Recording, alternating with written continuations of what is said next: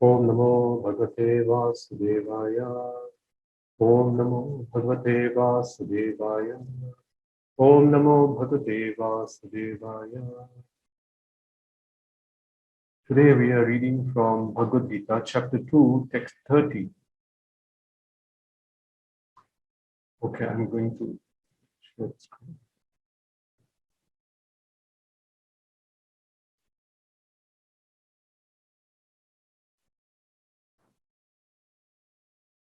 Dehi nityam avadhyoyam dehe sarvasya bharata tasmat sarvani bhutani natvam shochitum arhasi. Translation for this verse: O descendant of Bharat, which means Arjun, Krishna is speaking here, he who dwells in the body can never be slain. Therefore, you need not grieve for any living being. Purport: the Lord now concludes the chapter of instruction on the immutable spirit soul. In describing the immortal soul in various ways, Lord Krishna establishes that the soul is immortal and the body is temporary. Therefore, Arjuna as a Kshatriya should not abandon his duty out of fear that his grandfather and teacher, Bhishma and Drona, will die in the battle. On the authority of Sri Krishna, one has to believe that there is a soul different from the material body, not that there is no such thing as a soul, or that living symptoms develop at a certain stage of material maturity, resulting from the interaction of chemicals. Though the soul is immortal, violence is not encouraged. But at the time of war, it is not discouraged when there is actual need for it. That need must be justified in terms of the sanction of the Lord and not capriciously. Nama Om Vishnu Padaya Krishna Prishthaya Nama Om Vishnu Padaya Krishna Prishthaya Bhutale Shrimate Bhakti Vedanta Swami Namini Namaste Saraswati Deve Gauravani Pracharini Nirvishesha Shunyavadi Paschatya Deshatarini. Jai Shri Krishna Chaitanya Prabhu Nityananda Shri Advaita Gadadhara Shivasiri Gaura Bhaktinda. Hare Krishna, Krishna Krishna, Hare Hare, Hare Ram, Ram Ram, Hare Hare. I'll read the verse again. Today's verse is chapter 2, text 30 of Srimad Bhagavad-gita. Dehi nityam avadyoyam dehe sarvasya bharata tasmat sarvani bhutani na tvam shochitum arhasi. O descendant of Bharat, he who dwells in the body can never be slain. Therefore, you need not grieve for any living being. We are still in the section called Sankhya Yoga of Bhagavad-gita, where so many details are given on the soul. Notice that the last few classes we had, all are discussing about the soul. But this is the concluding lecture, verse in this section. This material world is described in the Vedas as asat. Asat means, you can say, temporary or unreal or illusory. Asat. Another name for this material world is tamo. Tamo means darkness. Why is it called tamo? Tamo means darkness. This material world is dark in two ways. One is that there's no light. We need the sun, we need lights. In the spiritual world, it's not like that. In the spiritual world, it says in Bhagavad-gita that na tad bhasyo suryo na shashanko na pavaka yat gatva na nivartanti tadhama paramam mama. Krishna is saying to Arjuna that in that spiritual world, my abode, na tad bhasyate suryo na shashanko na pavaka. There is no need for sun, moon, fire, or electricity. Why? Because everything is self-effulgent. But this material world is tamo. Tamo means darkness. We need lights. I need a light. I'm in a video. I had to put on a light, otherwise you won't see. So everything here is a transformation of the material energy. Of course, except for us, we are not material, we are spiritual beings, but we are in the material environment and we became conditioned now by material karma. We became also karma. So in this material world, whatever we see is transformation of the illusory material energy. It is considered to be asat. Asat means temporary. Everything will be destroyed, whatever you can see. It will gradually decompose, everything decomposes, even the body. And finally, even if whatever, something can last a long time, then there will be pralaya. Pralaya means everything will be destroyed at the time of pralaya. Bhutva, bhutva, praliyate.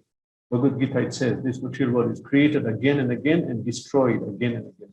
Just like the clock goes from 12, 1, 2, 3, 4, 5, 6, 7, 8, 9, 10, 11, 12. Again, that's midday, then midnight, then again 1 o'clock, 2 o'clock. The day starts again. So in this way, bhutva, bhutva, praliyate. Things are created and destroyed. So it is something like a dream. When you have a dream, in the dream, I may think that I am a king, I may think I am some important person, or I may think that a tiger is chasing me. So I get emotion. The emotion is real. I feel fear, I feel anger, I feel happiness, I feel pride. But it has no basis.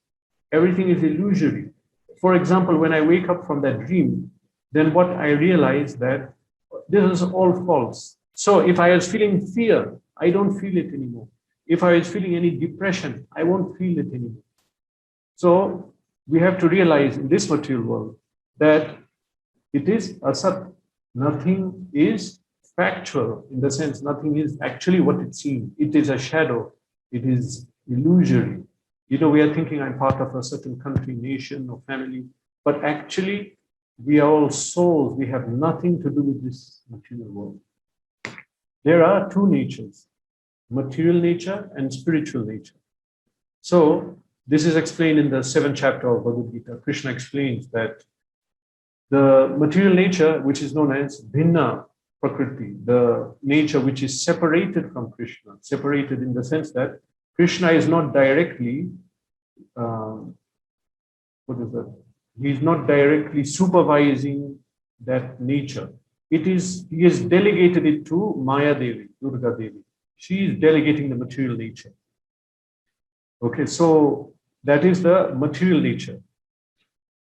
There are then it's mentioned that the material nature is made up of 8 elements. Bhumir, Apo, Nala, Vayu, Kham, Mano, Buddhi. That means earth, water, fire, air, ether. Ether means space, Akash. Nothing can exist unless there is space for it.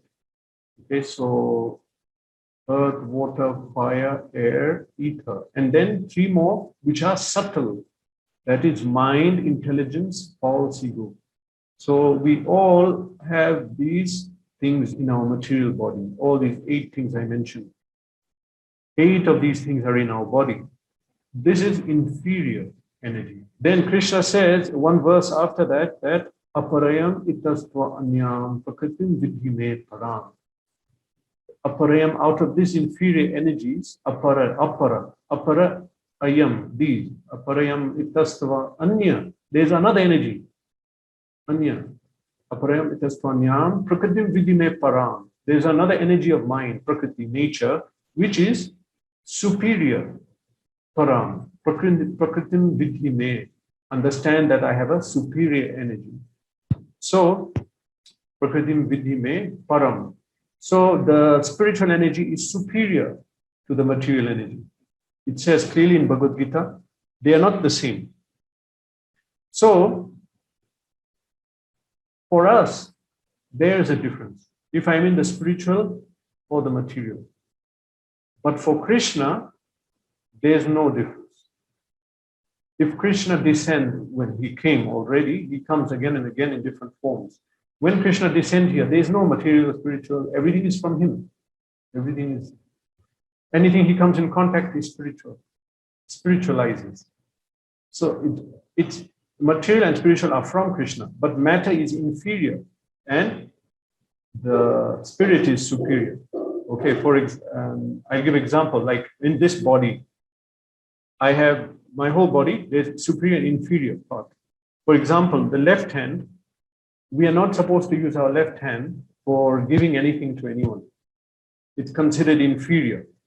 So if someone uses the left hand, it's not polite, because this is not a superior. It says in the Vedic knowledge, Vedic Vedas, how to behave. So left hand is not good.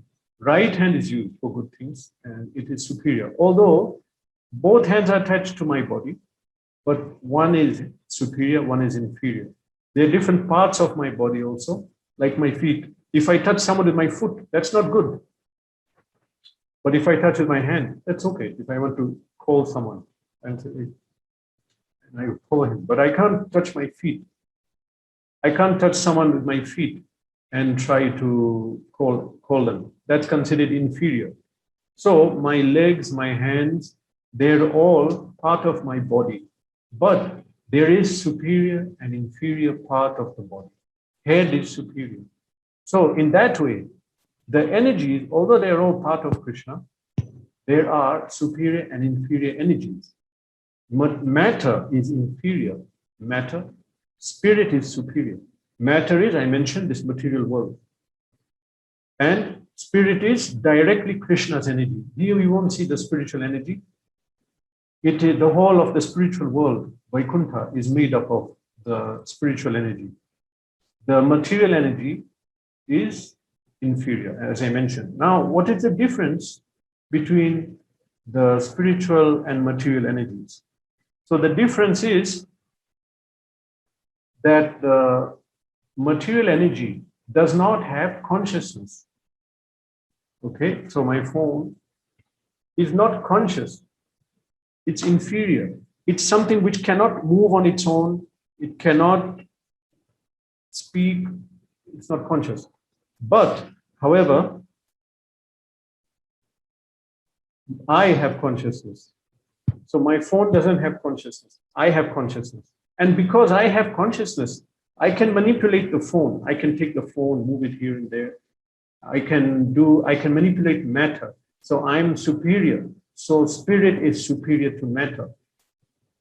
Okay, that is mentioned in this verse, that aparayam itas tvanyam prakritim viddhine param. Krishna says that out of all these energies, and in this material energy I mentioned, there is an energy superior to matter, that is spirit.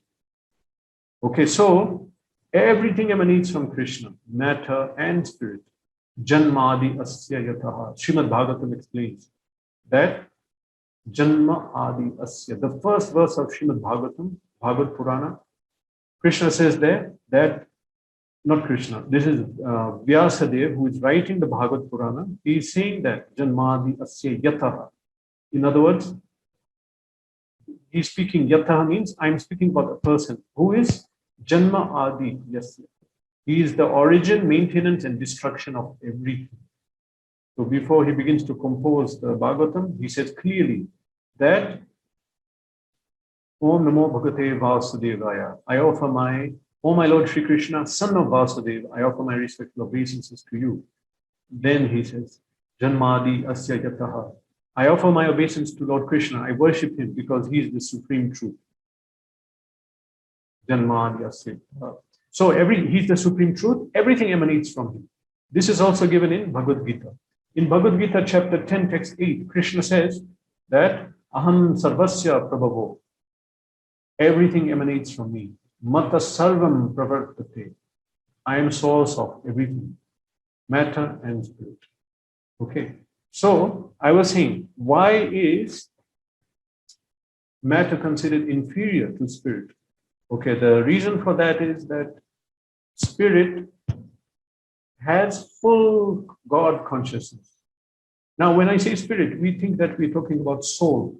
Yes, we are talking about soul. But if you go to Vaikuntha, if you go to Goloka, the spiritual world, over there, everything is conscious. The tree, the river, the grass, everything is fully conscious because everything is spirit, matter. And I said that spirit is conscious. So over there, you can talk to the plants, the trees are moving, everything is fully conscious. And that's what makes it so attractive, one reason. If I sit in a matter, dull. So if I'm in a room, everything is dull, then I feel dull. Then I have to go and find my friend so I can speak to him or phone someone. So, but spirit material world it's dull because there is no consciousness. Okay. So that is why it's inferior to spirit. Now in matter,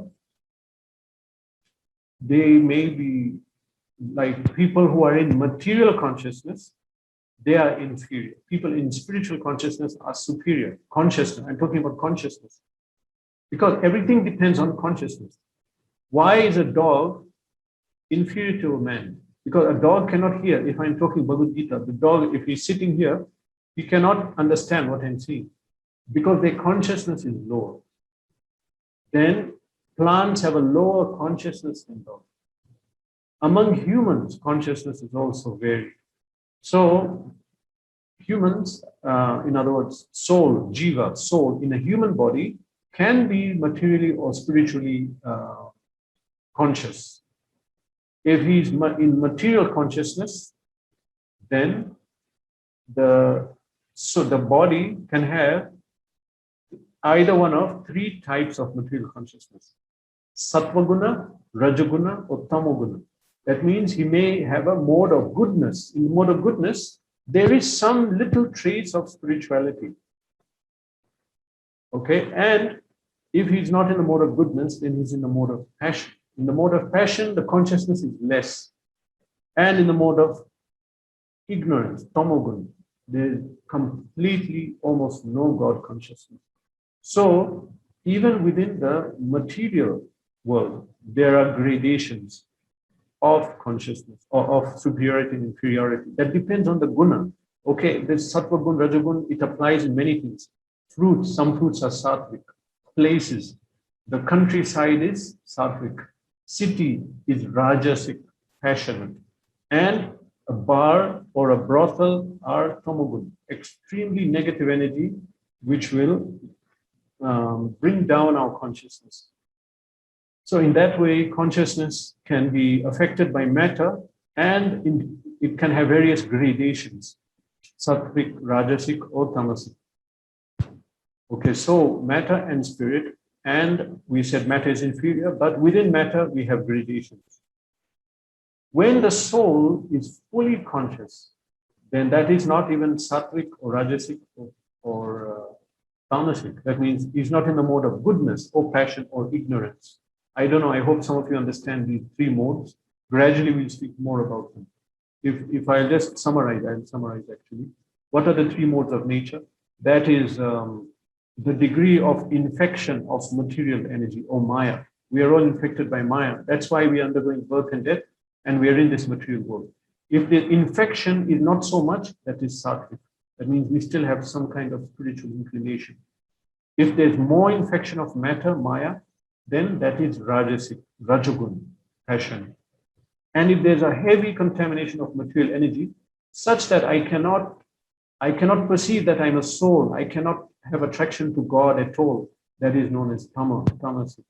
Unfortunately, in Kali Yuga, this present moment, many people are more tamasic and rajasic. So these are gradations of consciousness in the material energy, if the soul falls in this material energy. However, if the soul or jiva attains Krishna consciousness, that is the highest consciousness the soul can attain, the most auspicious position he can attain. In that state, his consciousness is complete. It's highest than what it can be. So the aim of this Krishna conscious movement is to take people to the highest consciousness, to the highest state that they can be as a soul. Because God has the highest consciousness, super consciousness. But we can reach a high degree of consciousness, which is godly. Or not like God, He is unlimited, but it's godly, such that you can approach God. You can only approach God if your consciousness is high, Krishna conscious. Okay, and it should not be covered by material energy, material thoughts. When we excessively associate with matter, what do I mean by associate with matter? This is another word of saying sense gratification. If I see any material object and try to enjoy it, okay, it could be someone's body, like a woman, or it could be food, or it could be a movie, or, you know, these are all material things, or it could be some material music, anything which is based on sense gratification. If I try more and more to indulge in that, then I become more materialistic. I go down in the guna. My consciousness comes down. After many, many births, if I continue to associate with matter, I gradually glide down. That means if we turn away from God at all, not trying to come to the spiritual energy. But if we start to associate with Krishna in the form of hearing Bhagavad-gita, like now, this destroys material consciousness. Or chanting Hare Krishna, or taking prasadam, or reading books, then what happens is our consciousness gradually elevates. And the more we hear, the more we come to Krishna consciousness. So Krishna consciousness is the original consciousness of the soul, of the jiva, which at present he is not able to perceive because of many, many lifetimes, past life and this life of associating with matter. The process of Krishna consciousness is to uncover this soul, to bring him back to the pure consciousness. The covering of the soul is something which is the ahankar, the giving of false identity, is something like a covering of a light bulb. If I have a light bulb and I cover it with a cloth or a certain kind of paper, colored paper or plastic bag, some they are colored plastic bags. So if I do that, then the light will not come out fully. It will come out, if the bag is red color, it will come out red. Or if the glass covering the bulb is green, the light will come out in a green way. In that way, the full light doesn't come out. So when we are materially conditioned, when we try to enjoy this material world, then that matter covers us and we cannot manifest our full consciousness as soul. The superior consciousness gets covered up. That's what happens. Actually, the soul for all living entities is the same. The human, the dog, the cat, the tree, these are all living beings. Even the tree is alive. Otherwise, why does it grow? Something which is dull cannot grow, which is not alive. Okay, so even the tree and the plants have the same soul as me and as you and as the dog and cat and snake and lizard and whatever. So an intelligent person, he can realize that. In Bhagavad-gita it says that Vidya Vinaya Sampane, Brahmane Kavihasti, Shuni Chaiva Shvapake Cha, Pandita Samadarshina. So a Pandit, one who is educated, Samadarsha, he sees everything equally. What does he see equally? It says Vidya Vinaya, that Vidya Vinaya Sampane, Brahma Kavihasti, a Brahmin who is considered the most elevated personality in society. Brahmana means Brahma Janati. He knows Brahman, he's self-realized, and he knows the Shastra, he has knowledge, and he's following proper sattvic principles. Okay? That is supposed to be a Brahmana. So when a learned and gentle person looks at a Brahmana, then a cow, an elephant, Brahme Gave Hastini, Gave Hastini, elephant, cow, and a dog, and a dog eater. A dog eater is supposed to be in the lowest rung of society. There are people who eat dogs. So, but a learned person, Pandit, when he sees all of these different beings, he sees Samadarsha, that he sees them equally. He says, these are all living entities. I'm not discriminating. But of course, he will take into account that they have different levels of spiritual evolution at the present moment and different levels of consciousness, and they're in different bodies. Okay, now a learned and gentle person, a Pandit, he'll not go and embrace a tiger and say that you are a soul and I am a soul and you're my friend. No, he'll understand that this soul is conditioned like a tiger. He'll attack me. So he won't approach it, but he will understand that all the souls are the same. Okay, that is proper education. to understand that. Everyone sees that they see different bodies and different types of humans, different color, skin, and features. So we are thinking that they're different. No, that is the body. Bodies are different, souls are the same. And according to condition, we get different bodies. But none of us will understand that these are the same. Okay. So as I mentioned, that this verse is going again deep into the soul nature, because this is the first thing of knowledge, understanding soul and the body, spirit and matter. They're different things. So Arjun had to, Krishna is speaking Bhagavad-gita to enlighten Arjun. This is the first step of knowledge. And in this whole section, again and again, they mention about the soul. Okay, in different ways to understand. Okay, now Arjun is a Kshatriya. A Kshatriya is one of the four Varnas in Varnashram society. Brahmana, Kshatriya, Vaishya, Shudra. In the past, people were divided according to their inclination, okay, into different Varnas, into different groups. And in this way, everyone was given different activities according to their nature, so that they can work in that nature, and then they can easily get elevated to Krishna consciousness. This was the system, because everyone had different inclinations. So Arjuna was a Kshatriya, and everyone had to do their duty in the society. So what is the duty of a Kshatriya? Dharma Yuddha. Fight in the religious war. The duty of Kshatriya is to fight to protect religious principles. Okay, and it is a holy act. It's not considered bad or violent for a Kshatriya to fight in a war and kill people. According to Shastra, like a Brahmin will do yajna, and he'll have his different spoons to do the yajna. And he'll do it in the yajna shala, the place where the yajna is performed. Makah, it's called. All right. So the Kshatriya, his instruments are different. He'll have a sword, he'll have a bow, an arrow, and his place of, you can say, worship will be the battlefield. Now, the Kshatriya's weapons are equal to the Brahmana's instruments when he does yajna. And the place of war of the Kshatriya is equal to the yajna shala of the Brahmin. Because if the Brahmin does his duty properly, he'll go to Swarga. If he's a devotee, he'll go to Krishna. If the Kshatriya does his job properly, his duty, he will also go to Swarga. The same place that the sannyasi goes. A sannyasi who didn't achieve perfection gets a very high birth on the sun planet. It's considered a heavenly planet. And he'll have a suitable body for living there. So the same place the Kshatriya goes. When he dies on the battlefield, he will go there.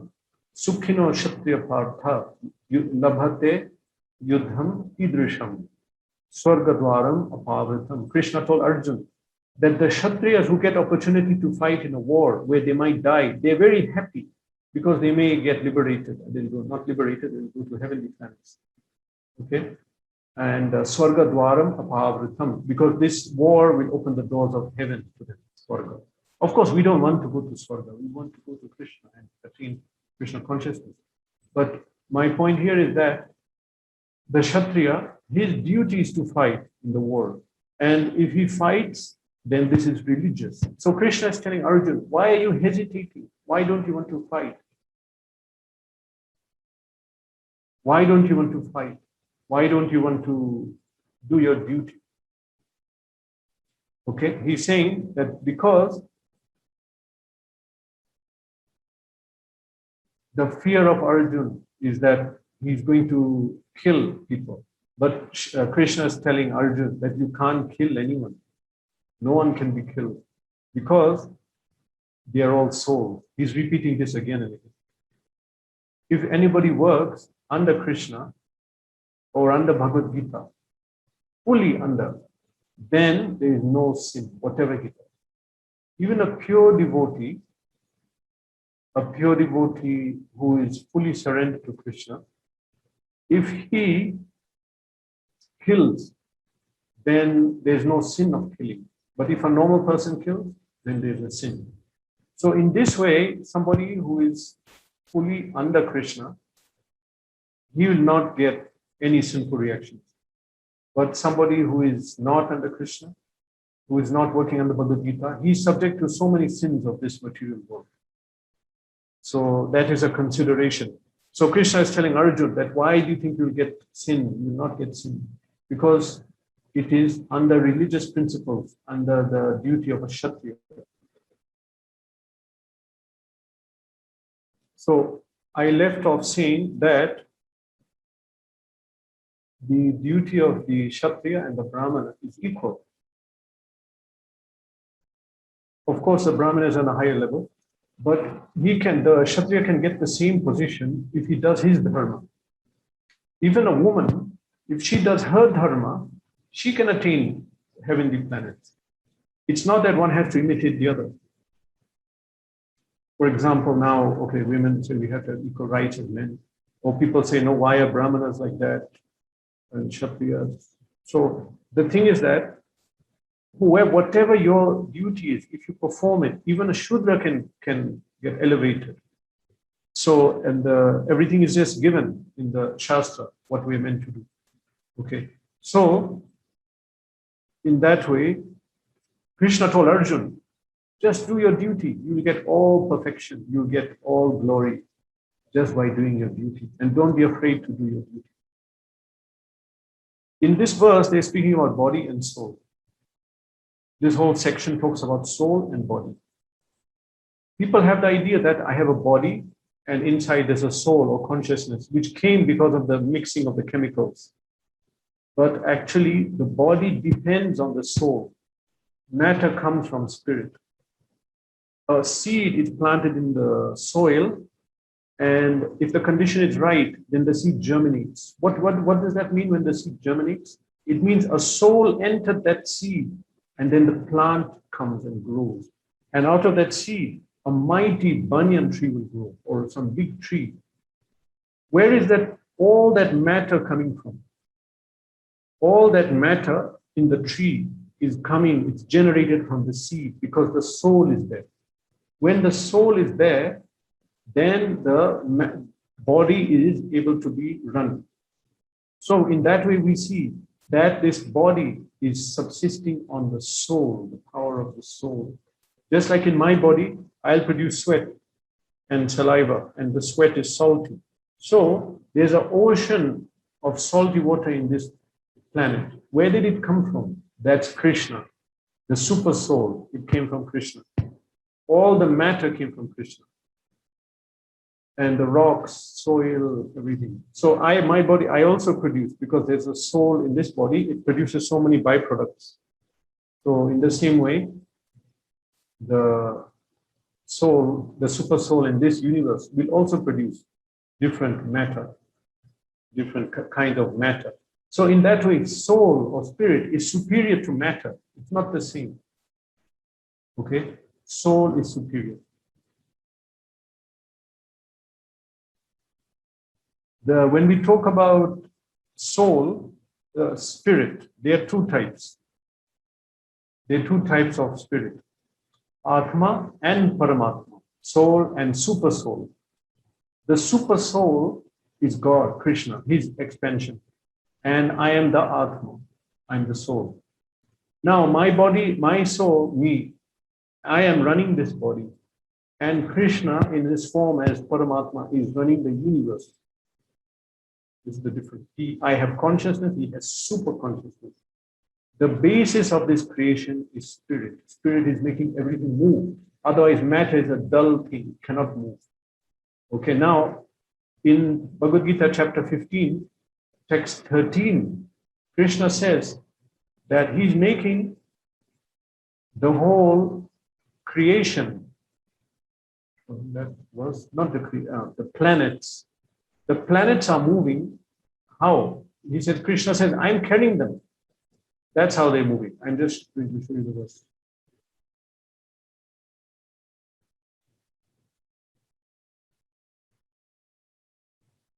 So here Krishna says, Gam avishya cha bhutani dharayami aham ojasa ushnami cha ushadi sarva somo bhutva rasatmakaha.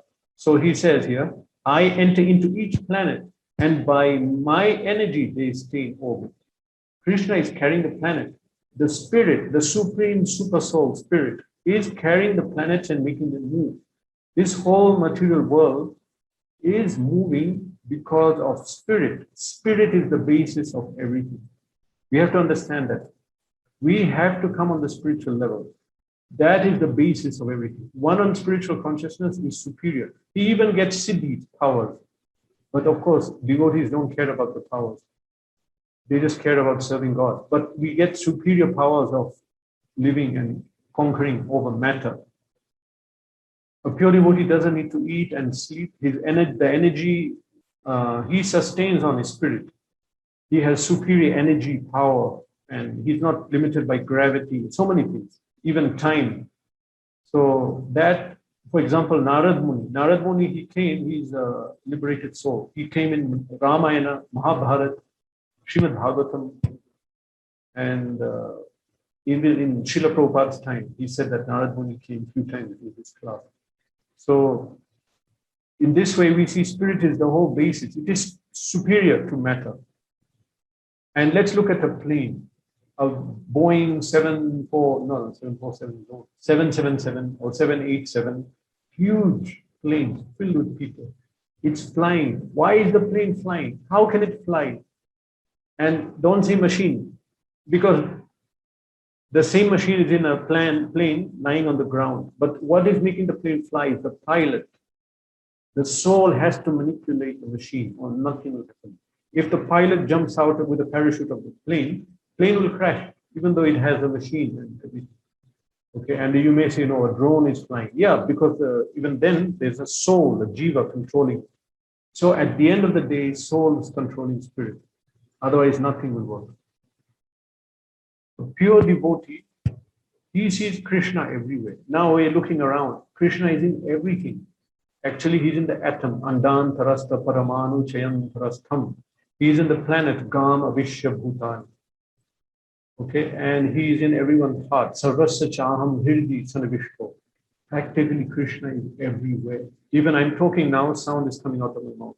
Krishna says, Shabda Khe, that the sound that travels is my energy. I transform into sound and that energy propagates. And now it's going through this computer and through electronic form, then again converted to sound in your speaker. You hear me. Okay, but sound, Shabda, that is Krishna, he says. So the basis of the whole material world, Krishna expands, even light, Shabda Khe Purusham Vishu. He says that I am Prabhasmi Shashi Suryaho. I am light of sun and moon. Practically, light is also a transformation of Krishna's energy.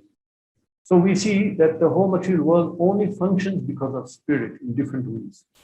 So a pure devotee, one who comes out of ignorance, out of the tamagun and rajagun, pure spiritual consciousness, he just sees Krishna everywhere.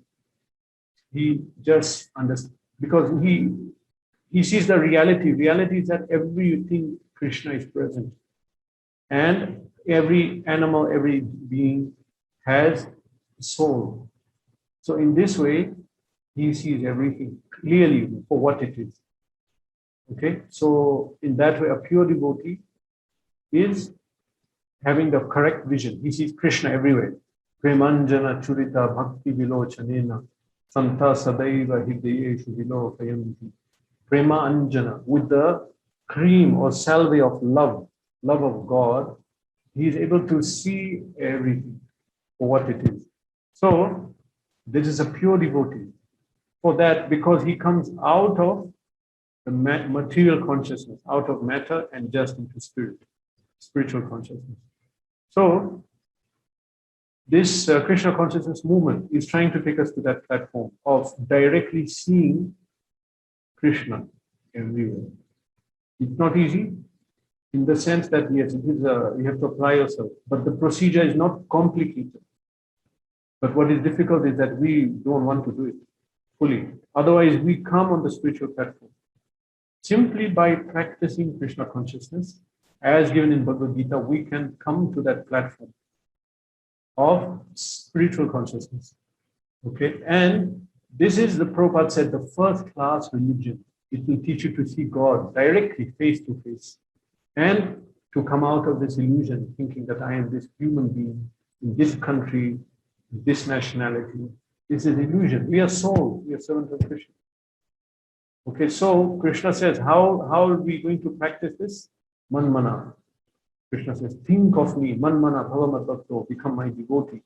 We have to become devotee of Krishna. We have to constantly remember Krishna. Somehow we have to see our Krishna everywhere. Gradually we become purified when we see Krishna everywhere. How do we do that? We have to, there are different forms of bhakti: reading, chanting, preaching, speaking to people about Krishna, seeing the pictures of Krishna's pastimes. Even that has to be bona fide. And lectures and kirtans have to be bona fide from Vaishnavas or people who are in good standing spiritually, or will get harmful, it will be harmful. Okay, so we want to come to that stage where we naturally think of Krishna. That is natural for us, but now it's not natural. We are contaminated by matter. So we are thinking how to enjoy this material world. There's a verse in the Shastra. It says that just as a girl naturally thinks about a boy and a boy thinks about a girl, in the same way, let my mind naturally think of you, Krishna. Yuvatinam yatha yuni, yunam cha yuvatau tatha, mano abhiramate tadvan, mano me ramate tvai. Let my mind think of you naturally, not that I have to, but now we have to force ourselves to chant and wake up for Mangalarti. So naturally, when we can think of Krishna, then that is the stage of perfection. So that's what the prayer is, that in this conditioned state, everyone wants to think, women think about men think about women. No one wants to think about Krishna. But we want to reach that stage where naturally I think about Krishna. Of course, someone will be married and having kids, and that is duty. But his consciousness will be on Krishna. So will everyone else in the family. Okay, that is the proper standard. Okay, so there's another verse by Queen Kunti, the mother of the Pandavas. She said a very poetic verse. She said that Tvai me nanya vishaya matir madhu pate sakrit ratim udvato dha gange vauham udanvati. She says that just like when the Ganga is flowing down, Ganga comes from Gomukh in the Himalaya. Okay, so as the Ganga is flowing, it comes without any blockage, it moves. And if a blockage comes, it goes over or around. And this way the Ganga flows all the way to the sea, to the Ganga Sagar. So she said, just as the Ganga flows without impediment at full speed to the sea, let my mind flow to you. Let my mind always think of you. So that is the stage we have to come to. Because now we are in this material world surrounded by matter.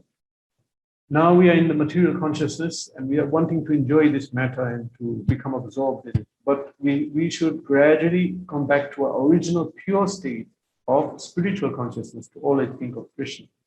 At that stage, we will not be limited by this material world and material things. We will not be affected. Now, Krishna is the proprietor of everything. So when we get his mercy, then what else is there to achieve? So that's what we should do. This should be the goal of our life. Let us become Krishna conscious. Let us attain that consciousness where we always think about Krishna. Nothing else matters.